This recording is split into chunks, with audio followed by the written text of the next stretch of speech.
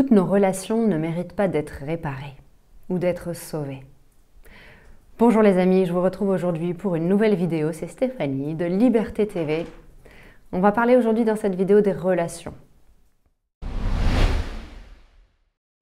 Vous avez peut-être dans votre entourage des personnes avec lesquelles vous ne vous entendez plus, des personnes de votre famille, votre frère, votre sœur, des ex-conjoints, des parents, des personnes qui sont assez proches de vous et vous vous demandez déjà depuis quelque temps qu'est-ce que je dois faire.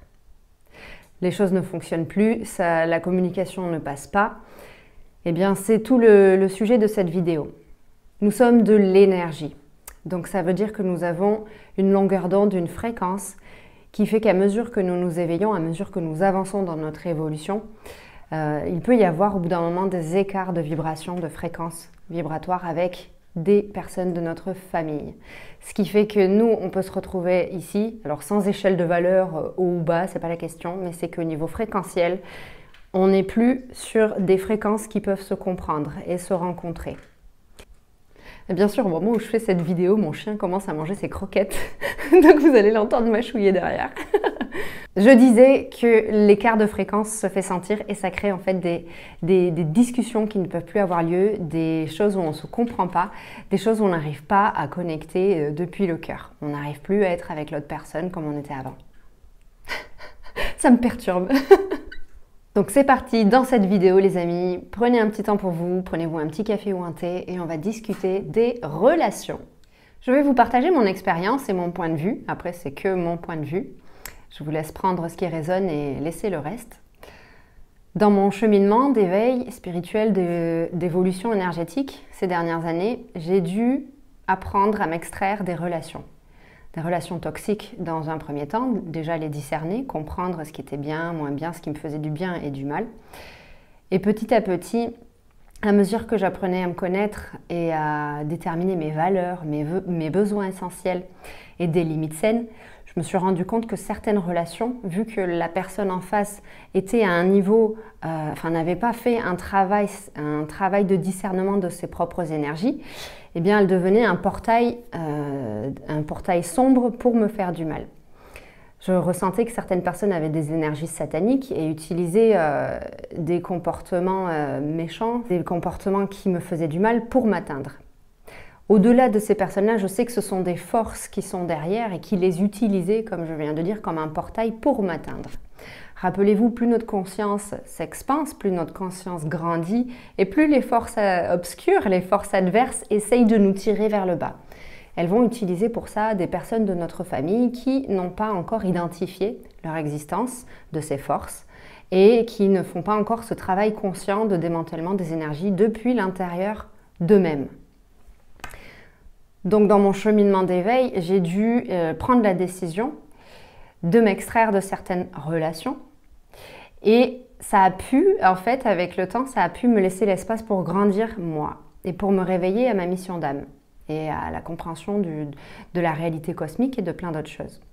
Donc il a fallu que je sois loin de ces personnes pour véritablement me poser les bonnes questions. Qui suis-je? Qu'est-ce que je fais sur Terre? Quel est mon rôle ici? Comment fonctionne mon énergie? Comment ça marche, toute cette réalité? Certaines relations vont nous demander de prendre de la distance, donc ce sera un éloignement temporaire. Par contre, d'autres relations vont nous demander de rester définitivement éloignés. C'est pas la chose la plus facile à vivre, mais c'est quelque chose qui est en fait sain. Selon l'objectif qu'on a dans la vie, c'est-à-dire plus on avance et plus on se rend compte que l'objectif c'est d'être bien dans sa peau, de se connaître, d'avoir la santé. Et plus, certaines personnes ne peuvent pas entrer dans notre vie ou y re-entrer parce qu'elles sont trop toxiques, elles sont négatives parce que leur but c'est de nous blesser ou leur but c'est de faire des jeux de pouvoir et de s'alimenter de l'énergie des autres. Tant que ces personnes-là n'ont pas la connaissance et ne sont pas autonomes spirituellement et énergétiquement et qu'elles ne sont pas conscientes de ce qu'elles font, eh bien c'est difficile d'avoir des relations avec elles, surtout quand nous, on est dans ce cheminement d'éveil de la conscience, d'ouverture des portes, des portes cosmiques avec protection. Peut-être que dans votre cheminement aussi, il va être important de lâcher, de vous extraire de certaines relations, peut-être temporairement, peut-être définitivement. Et de, on va dire, reassess en anglais, de réévaluer régulièrement où en est l'autre. De toute façon, la vie fait son travail, elle vous remet face à la personne en question. Là, je pense à une personne de ma famille. Et puis, vous voyez si c'est possible ou pas. Mais plus vous allez évoluer dans votre cheminement, plus de connaissance de vos valeurs, de vos limites saines, de respect de soi, plus vous allez vous honorer et plus ça va être difficile de laisser entrer ou re-rentrer des personnes qui ne vous honorent pas, qui ne vous respectent pas et qui ne vous aiment pas au niveau d'amour de soi que vous avez développé pour vous-même. Et c'est ok. C'est ok, il y a un temps pour tout. Cet éloignement peut durer quelques années, il peut durer quelques mois, ça dépend vraiment des gens, il n'y a pas de définition. En tout cas, mon témoignage à moi, c'est que eh bien, je n'aurais pas fait tout ce que j'ai fait ces dernières années, je n'aurais pas reconnecté avec mon cœur, avec mon âme, avec la conscience de beaucoup de choses si je n'avais pas pris ces distances. Donc, les bénéfices qu'on en retire, c'est une connexion avec son cœur, beaucoup plus de joie, beaucoup plus de bien-être et de paix intérieure sur le long terme. Ça ne veut pas dire que ces gens ne rentreront pas à un moment donné dans ma vie. J'y suis complètement ouverte, mais pour l'instant, je sais que ce chemin de transformation de la conscience demande à se mettre en priorité, à apprendre à s'aimer et à ne plus laisser autrui nous manquer de respect. Je sais que aussi, à mesure qu'on avance sur ce chemin, on peut progressivement tolérer davantage de choses à mesure que notre force spirituelle se développe.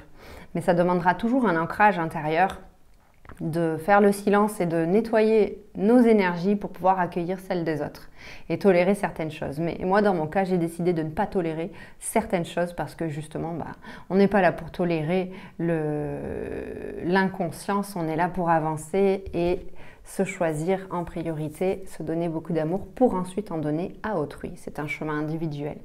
Dans mon cas, en apprenant à me développer, j'ai appris qu'il existait donc des jeux de pouvoir.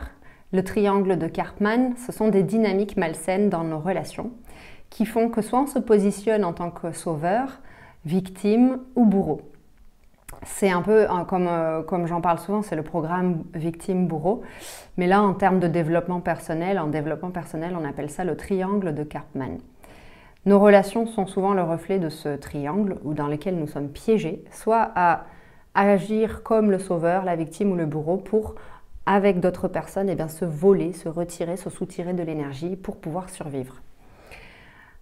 Redevenir autonome énergétiquement, c'est la première chose à faire, et s'extraire des relations et de ce triangle de Karpman, c'est la deuxième chose à faire.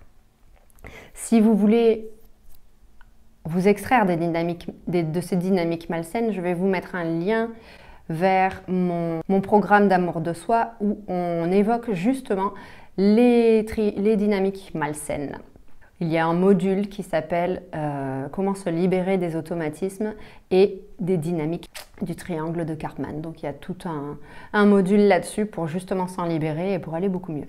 Lorsqu'on s'éloigne de certaines relations, ça nous fait faire un peu d'espace pour justement en recréer de nouvelles. C'est donc le but aussi de la communauté Indigo Starseed que j'ai créée sur YouTube. D'ailleurs, vous pouvez devenir membre et rejoindre la communauté. On est quelques membres pour l'instant, elle va être amenée à grandir. S'extraire de certaines relations pour en trouver d'autres où on est sur la même longueur d'onde, des situations qui nous soutiennent et qui nous permettent d'avancer. J'en profite aussi, c'est l'heure des annonces, pour vous rappeler que mon accompagnement de coaching 369, 3 séances, 6 séances, 9 séances, a un tarif spécial jusqu'au 31 janvier, donc encore une semaine. N'hésitez pas à aller voir la description si vous souhaitez être accompagné dans votre développement spirituel, personnel, vous mettre de nouveaux objectifs et puis apprendre des nouvelles choses. Je crois que j'ai dit à peu près tout dans cette vidéo. Je termine mon petit café. J'espère que vous passez un bon hiver. Pour moi, de mon côté, c'est plutôt ensoleillé de là où j'habite, donc c'est chouette. Je suis pas loin des Pyrénées, dans le sud de la France. Donc voilà, je passe beaucoup de temps dans la nature. Je fais moins de vidéos YouTube en ce moment. J'en profite pour prendre du temps pour moi, continuer d'avancer sur mon travail, mes coachings, mes compréhensions, mes libérations de la conscience et mes récupérations de fragments d'âme. À l'heure actuelle, c'est un petit peu ça. Le travail, mais c'est surtout faire de l'espace, faire le vide en ce moment pour laisser et accueillir de nouvelles choses prochainement. Là, je ne fais pas grand-chose et ça me fait beaucoup, beaucoup de bien. Je travaille quand même. Je vous embrasse très fort les amis. Je vous rappelle de boire beaucoup d'eau, d'aller en nature, de méditer un petit peu tous les jours.